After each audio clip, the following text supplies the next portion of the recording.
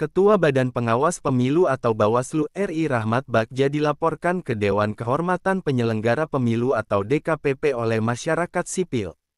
Rahmat Bagja dilaporkan atas pernyataannya yang mengusulkan penundaan pilkada serentak. Perwakilan pelapor Darmansyah menilai Rahmat Bagja melanggar kode etik atas usulan penundaan pilkada. Dia pun menyebut Rahmat Bagja melanggar 4 pasal.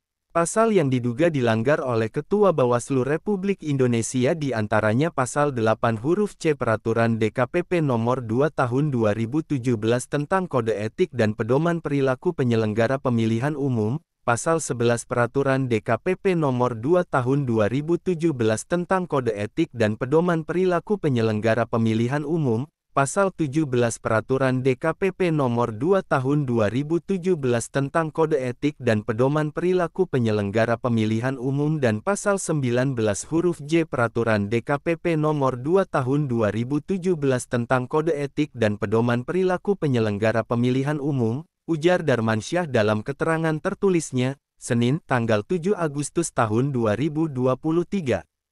Darmansyah menilai Rahmat Bagja melakukan pelanggaran kode etik karena adanya potensi penggiringan opini. Menurutnya, Bawaslu tidak seharusnya bicara usulan tersebut, sebab tugasnya hanya mengadili pelanggaran pemilu. Padahal logika sederhana menurut kami bahwa Bawaslu hanya wasit yang bersifat mengadili ketika terjadi pelanggaran pemilu bukan justru menentukan tahapan dan proses pelaksanaan, ujarnya. Darmansyah berharap DKPP segera menindaklanjuti laporannya itu. Dia meminta segera memanggil dan memeriksa Rahmat Bagja.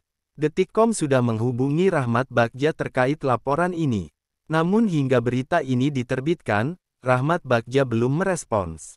Diketahui sebelumnya, Ketua Bawaslu Rahmat Bagja dalam rapat koordinasi kementerian dan lembaga negara yang diselenggarakan Kantor Staf Presiden, KSP, Jakarta, Rabu, tanggal 13 Juli tahun 2023, menyampaikan usulan penundaan pemilu. Bagja mengungkap sejumlah kekhawatirannya jika pilkada digelar November tahun 2024. Kami khawatir sebenarnya pemilihan 2024 ini karena pemungutan suara pada November tahun 2024 yang mana Oktober baru pelantikan presiden baru tentu dengan menteri dan pejabat yang mungkin berganti, kata Bagja keterangannya, Kamis 14/7. Karena itu, kami mengusulkan sebaiknya membahas opsi penundaan pemilihan pilkada karena ini pertama kali serentak, sambungnya. Bagja lantas meluruskan maksud pernyataannya itu. Dia mengatakan pernyataan tersebut sebetulnya bukan untuk meminta pilkada ditunda. Ya monggo aja kalau mau dipanggil, pertama kami tidak pernah membahas itu dalam statemen resmi, itu nggak ada.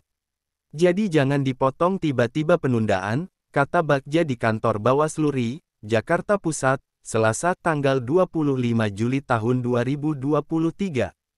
Bagja menuturkan usulan penundaan pilkada bukan usulan resmi dari Bawaslu. Selain itu, kata dia, usulan itu disampaikan dalam rapat tertutup. Sebenarnya kalau dilihat itu statemen sudah jelas, bahwa itu dalam rapat tertutup bukan kemudian statemen resmi lembaga bahwa pilkada harus ditunda, itu tidak, ujarnya. Bagja menyebut dalam diskusi dengan KSP itu, pihaknya menjelaskan situasi permasalahan pilkada dan langkah alternatif yang dapat dilakukan. Jadi penundaan itu bukan statemen lembaga, dan juga dalam diskusi tersebut bukan hanya pembahasan mengenai alternatif tapi juga kemungkinan bisa terjadi, tuturnya.